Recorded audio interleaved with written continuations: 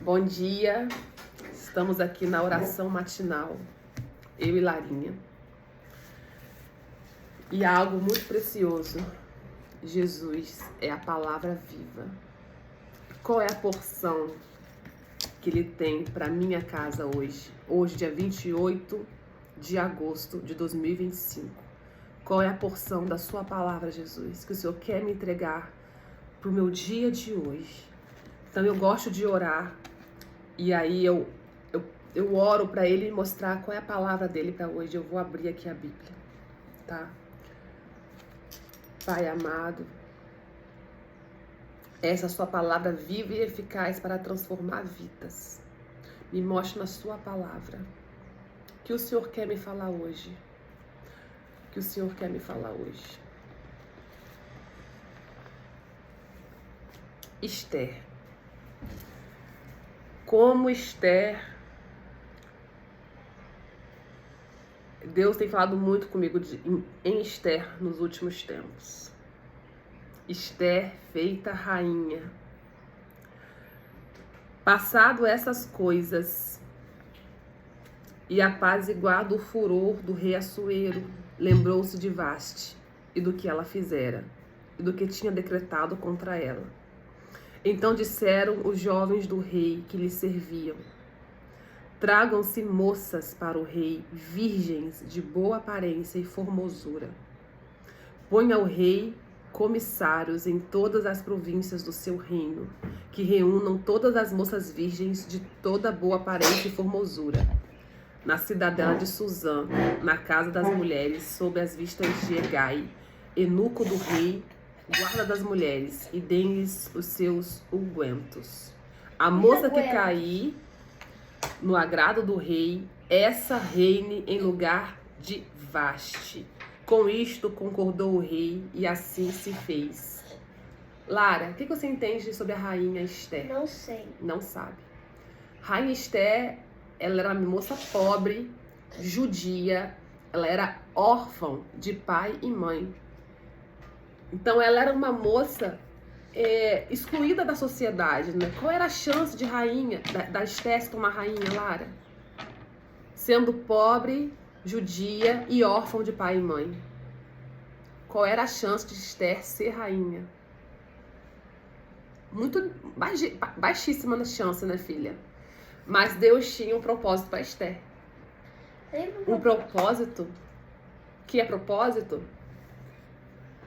Quando Deus fez cada um de nós, antes mesmo de estarmos no ventre de nossa mãe, muito antes do ventre de nossa mãe, Deus, quando pensou em você, quando pensou em mim, quando pensou em cada ser humano, Ele pensou no propósito e Ele colocou isso dentro de nós. Muitas pessoas vivem sem fazer ideia qual é o meu propósito, que não é meu. É a porção que Deus me deu para esta terra. Muitos passam aqui uma vida inteira sem compreender e sem saber qual é o propósito. Outras pessoas até entendem o seu propósito, mas não vivem o propósito. Uma pequena parcela de pessoas, elas entendem e vivem. Eu quero estar no meio da pequena parcela que entende e que vive. Porque o propósito não tem a ver com as minhas escolhas, com os meus desejos, com o meu achismo. O meu propósito tem a ver com o que Deus escolheu para eu viver nesta terra, para isso ser parte do grande plano que Ele tem para a humanidade. Entende? E nem muitas vezes o propósito é fácil de ser cumprido, é fácil de ser vivido. Mas eu acredito na recompensa, que muitas vezes não vai ser recebida aqui nesta terra. Vai ser aonde, Lara? A recompensa. Onde que nós vamos receber essa recompensa? É no reino dos céus, na vida eterna. Que é algo infinitamente maior do que nós estamos aqui. Aqui é uma passagem. Nós somos apenas seres humanos, que vivemos por um sopro de vida. Nós vivemos por uma respiração. Se eu tampar o meu nariz e tampar a minha boca, poucos segundos eu posso vir a morrer porque eu não estou respirando. Então nós somos movidos por um sopro de vida que o próprio Deus nos deu. E o próprio Deus vai nos tirar em algum momento. Então nós estamos aqui em passagem. Deus podia nos criar de outro jeito. Mas foi assim que ele quis. E não cabe a mim pensar por que Deus fez ou não fez. Ou por que, ou como Deus fará. Não cabe a mim. Eu não posso ser Deus, eu não posso pensar como Deus. Mas uma coisa eu posso. Entender Deus. Que o conhecimento ele deixou aqui. Como um lindo manual de vida. Como assim manual de vida? Como assim que a Bíblia é o manual de vida? Eu acredito que a palavra é viva porque a todo momento aqui dentro vai ter alguma passagem que vai de encontro com o que eu estou vivendo. E aqui dentro da passagem vai ter algum ensinamento. E esse ensinamento vai me dar uma diretriz, um norte, para eu sair de algum problema que eu estou vivendo, para trazer uma solução dentro do problema que eu estou vivendo. Então, a palavra de Deus, ela é viva e eficaz para transformar vidas. Se tudo vai te ajudar, mãe, eu acho melhor você ler a Bíblia normal, do começo até o fim. Sim, mas em algum momento, quando você começa a ler a Bíblia e começa a ser íntima de Deus, ele começa a te direcionar aqui dentro. Então, quando eu falei assim, eu estou orando porque eu quero ter a minha porção. Qual é a minha porção de hoje, Pai? Qual é a minha porção de hoje? Qual é? Gênesis. Ele me deu Esther, capítulo 2. O título, Esther, feita rainha.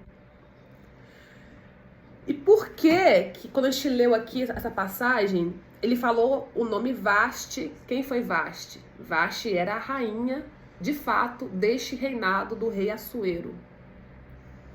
E o que aconteceu com Vasti? Ela não quis ir pra... O rei convidou todo mundo e ela convidou só algumas pessoas.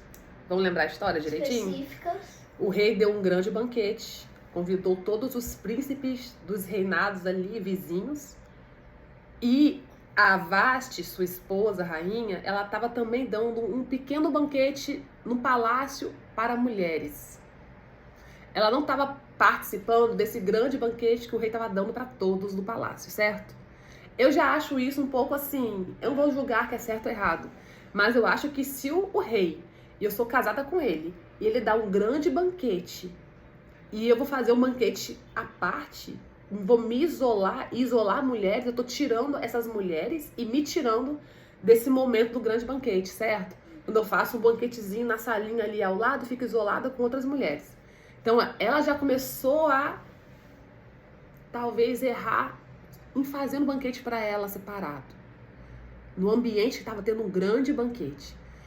O rei pede para chamar Vasti. Traga a minha esposa, traga a rainha, porque ela é tão bonita, ela é tão formosa, que eu quero mostrar ela para todo o reinado.